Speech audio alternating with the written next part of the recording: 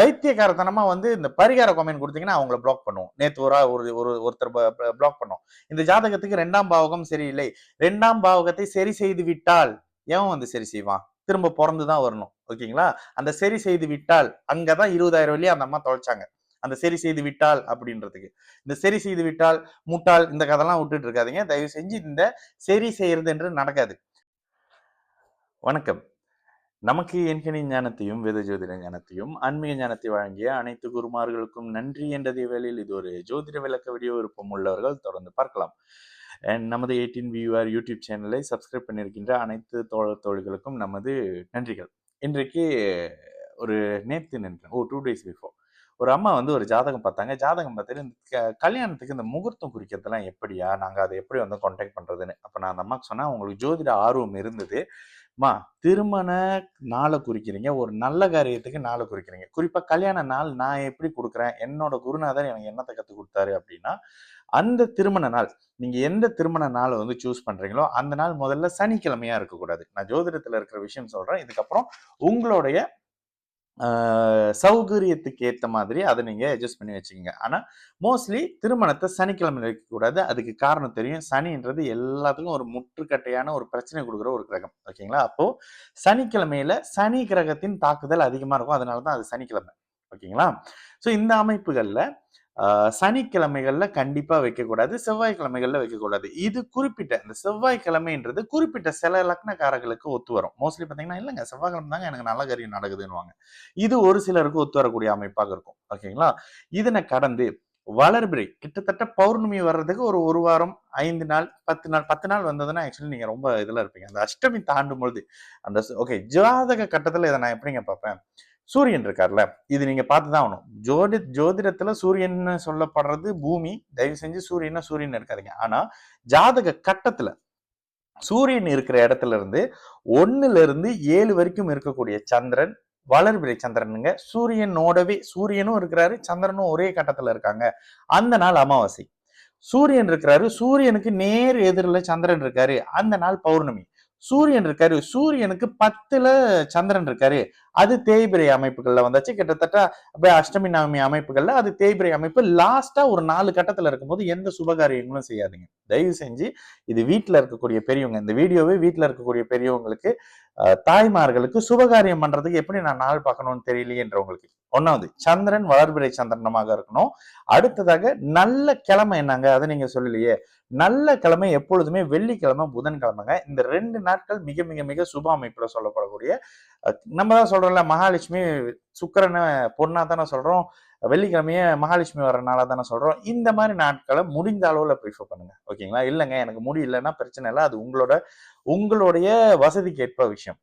இதற்கு அடுத்த நிலையாக பொண்ணுக்கும் சரி மாப்பிள்ளைக்கும் சரி சந்திராஷ்டமம் இருக்கக்கூடாது திருமண நாள் அன்னைக்கு. அது என்னையா சந்திராஷ்டமம்? ராசிக்கு 8ல போய் சந்திரன் மறைகிறாரு. சில நேரங்கள்ல ராசிக்கு 6ல சந்திரன் இருக்கும் பொழுதே சில பிரச்சனைகளை, 6ஆம் இடத்துக்கு வரும்போதே சில பிரச்சனைகளை உருவாக்கி 8ஆம் இடத்தை தாண்டும் போது கிளியர் பண்ணுவாரு. அதனால சந்திராஷ்டமம் இல்லாத நாட்களா பாத்துக்கங்க. சந்திராஷ்டமம் ஒரு உதாரணத்துக்கு, நீங்க மேஷ லக்னமா இருக்கிறீங்க, சந்திரன் விருச்சகத்துல இருந்தாக்கா உங்களுக்கு சந்திராஷ்டமம். என்னைக்கு? கோச்சாரத்துல, பிறந்த ஜாதகத்துல இல்ல. ஓகேங்களா? மேஷ ராசியா இருக்கிறீங்க, சந்திரன் உங்களுக்கு விருச்சகத்துல இருந்தா உங்களுக்கு சந்திராஷ்டமம்.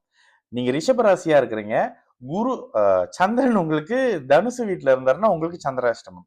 நீங்க மிதுன ராசியா இருக்கிறீங்க, இதெல்லாம் ராசிக்கு தான். மிதுன ராசியா இருக்கீங்க, சந்திரன் வந்து மகர வீட்டுல இருக்கிறாரு அப்படின்னாக்கா உங்களுக்கு சந்திராஷ்டமம். நீங்க கடக ராசியா இருக்கிறீங்க, சந்திரன் வந்து உங்களுக்கு ராசிநாதனாக இருந்தாலும் சந்திரன் கும்பத்துல இருக்கும்போது உங்களுக்கு சந்திராஷ்டமம். அந்த 2.5 நாள் வந்து பரிதவிச்சுக்கிட்டே இருப்பீங்க பாருங்க. அடுத்ததாக சிம்ம ராசியா இருக்கீங்கன்னா சந்திரன் மீனத்துல இருக்கும்போது உங்களுக்கு சந்திராஷ்டமம். நீங்க கன்னிராசிக்காரரா இருக்கிறீங்கன்னா சந்திரன், இதெல்லாம் சந்திரன் தான் மனோகாரகன்ல, சந்திரன் மேஷ வீட்டுல இருக்கும்பொழுது உங்களுக்கு சந்திராஷ்டமம். நீங்க துலாம் ராசிக்காரரா இருக்கிறீங்க அப்படின்னாக்கா ரிஷபத்துல சந்திரன் உச்சமாக இருக்கும்போது சந்திராஷ்டமம். விதிவிலக்குகளை கடைசியா சொல்றேன். நீங்க விருச்சிக லக்னமா இருக்கீங்கன்னு வச்சுக்கோங்களேன், சாரி விருச்சிக ராசியா இருக்கிறீங்கன்னு வச்சுக்கோங்களேன், மிதுன வீட்டுல சந்திரன் வரும்பொழுது உங்களுக்கு சந்திராஷ்டமம். தனுசு ராசிக்காரங்களுக்கு சந்திரன் கடகத்துல இருக்கும் பொழுது உங்களுக்கு சந்திராஷ்டமம். மகர ராசிக்காரங்களுக்கு சந்திரன் சிம்மத்துல இருக்கும்போது உங்களுக்கு சந்திராஷ்டமம். கும்ப ராசிக்காரர்களுக்கு சந்திரன் புதனோட கன்னி வீட்டுல இருக்கும்பொழுது உங்களுக்கு சந்திராஷ்டமம். மீன ராசிக்காரங்களாக இருக்கிறவங்களுக்கு சந்திரன் துலாம் வீட்டுல இருக்கும் பொழுது உங்களுக்கு சந்திராஷ்டமம்ங்க. இந்த ஆர்டர்ல பாத்துக்கங்க. ஓகேங்களா? இதுல அமாவாசையாகி சனி ராகுவோடு சேரக்கூடிய சந்திராஷ்டமம் கண்டிப்பாக கொடுமையை செய்யும். ஓகேங்களா? அப்ப அந்த நாள்ல பணத்தை தொலைச்சிடுவீங்க. யாரோட சேரக்கூடாது அவரோட சேர்ந்து மாட்டிக்குவீங்க. ஒரு 3-4 நாள் இதுல போயிருப்பீங்க, லோகாப்ல இருப்பீங்க, ஹாஸ்பிட்டல்ல இருப்பீங்க. இதெல்லாம் அந்த சந்திராஷ்டம நாள்ல தான் இருந்திருப்பீங்க. செக் பண்ணி பாருங்க. இதுக்கு விதிவிலக்கே இல்லையா? சந்திரன் குருவின் பார்வையில வராரு, விதிவிலக்கு. சந்திரனே பௌர்ணமி சந்திரனாக இருக்கிறாரு, விதிவிலக்கு.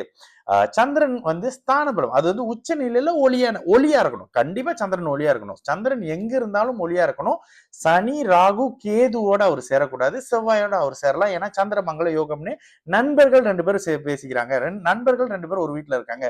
நீங்களும் உங்க க்ளோஸ் ஃப்ரெண்டும் ஒரு வீட்டுல இருந்தா எவ்வளவு ஜாலியா இருப்பீங்களோ அப்படிதான் சந்திரனும் செவ்வாயும் இருப்பாங்க.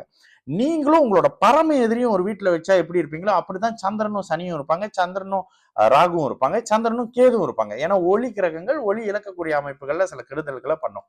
இப்படி இருக்கக்கூடிய அமைப்புகள்ல பொண்ணுக்கும் மாப்பிள்ளைக்கும் சந்திராஷ்டம நாள் இல்லாதனால உங்களுக்கு திருமண அமைப்பை வச்சுக்கோங்க. ஓகேங்களா? இதுக்கு அடுத்த நிலையில ஏன் அந்த சந்திராஷ்டம நாள்? இயல்பாக வாழ்க்கையில பிற்பகுதியில யாரு வந்து உங்களுக்கு கஷ்டப்படுத்த போறாரோ அவர் உங்களுக்கு சந்திராஷ்டம நாள்ல தான் அறிமுகமாயிருப்பாரு. நல்லா அந்த நாளை பாருங்க. அந்த நபர் அந்த நாள் இந்த மாதிரியான விஷயங்கள்ல தான் இருக்கும். குறிப்பாக ஜென்ம அஷ்டம சனி வருது, அஷ்டம சனி வருது. நேற்று யூடியூப்ல ஒரு வீடியோ போட்டிருக்கோம் பாருங்க, இந்த கல்யாணத்தை சேர்க்கவே கூடாதுன்னு. இதுல இன்னொரு ஒரு பைத்தியக்காரத்தனமா வந்து இந்த பரிகார கமெண்ட் கொடுத்தீங்கன்னா அவங்கள பிளாக் பண்ணுவோம். நேற்று ஒருத்தர் பிளாக் பண்ணோம். இந்த ஜாதகத்துக்கு 2ஆம் பாவகம் சரியில்லை, 2ஆம் பாவகத்தை சரி செய்து விட்டால் எவன் வந்து சரி செய்வான்? திரும்ப பிறந்துதான் வரணும். ஓகேங்களா? அந்த சரி செய்து விட்டால் அங்கதான் 20,000 வெள்ளி அந்த அம்மா தொலைச்சாங்க. அந்த சரி செய்து விட்டால் அப்படின்றதுக்கு. இந்த சரி செய்து விட்டால் முட்டாள் இந்த கதெல்லாம் விட்டுட்டு இருக்காதீங்க. தயவு செஞ்சு இந்த சரி செய்யறது என்று நடக்காது. உங்களுக்கு எது கிடைக்கும், எப்ப கிடைக்கும், கிடைக்குமா கிடைக்காதா, இவ்வளவுதான் ஜோசியம். ஓகேங்களா? இந்த அமைப்புகள்ல புரிஞ்சுக்குங்க. தேவையில்லாத பரிகாரம், தேவையில்லாத வியாபாரத்தை கொமைனா கொடுக்குறவங்களை இமீடியட்டா பிளாக் பண்ணுவோம். சரிங்களா? நல்லது நடக்கும். நல்லா இருப்போம். வணக்கம்.